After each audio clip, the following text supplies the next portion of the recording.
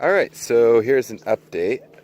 Some of the forms left. I mixed 51 bags of concrete in 5-gallon buckets with a little 1/2-inch drill, and this is what we got.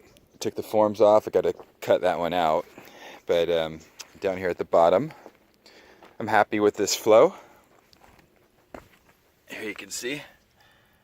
That'll do me just fine. Like I said, Southern California hasn't rained in 5 months, and crystal clear water.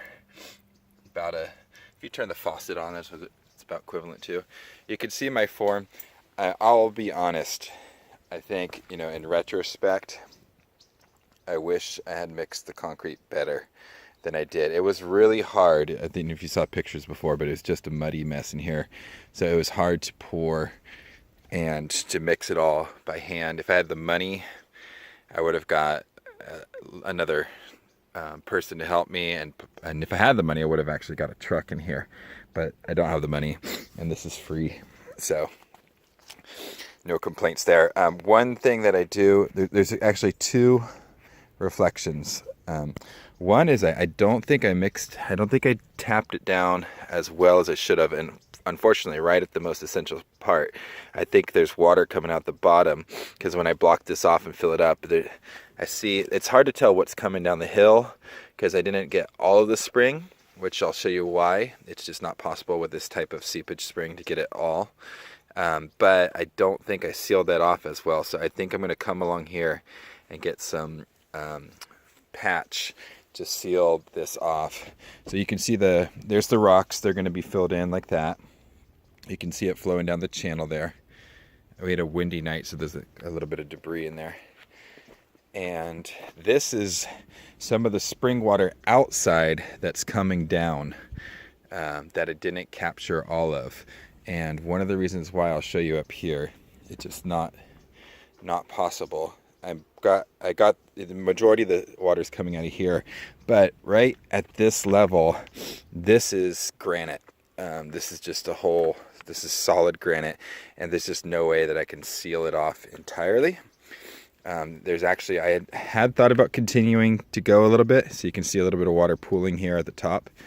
I may build like a secondary box right here, just because there is water, and I might grab it, but I still need to make sure that I keep the downward flow of the creek so that when it rains, it goes to the north side of this wall. And this tree again is going to come out, and that's a neighborhood dog just volunteering to come along, I guess. And the water's going to be directed along here. One thing that's been interesting is since we started working, a lot of the wildlife, since we exposed this water, a lot of the wildlife has shown up. We've got toads and frogs and quail and all kinds of birds that are coming down here to drink, because it has been very hot in sometimes even in the 90s in November.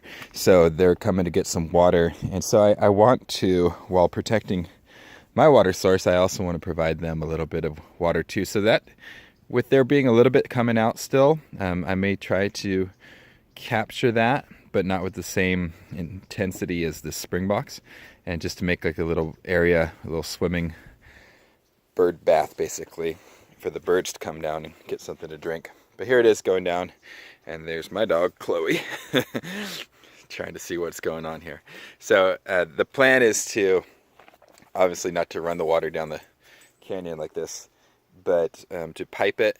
I'm gonna get some fresh clean pipes, and then down here past this oak, get a little more fall, and down here on the far side of the oak, I'm gonna build a spring box, and that will be my area to collect water, so I can then pump it up the hill and into a reservoir at the top, and then grab, look at that beautiful red-tailed hawk up there. Then I can use gravity feed, 2 of them circling around up there, gravity feed to come down and do whatever I want to do with this water. So, okay, that's the update for now. I'll let you know once I've got it fully built.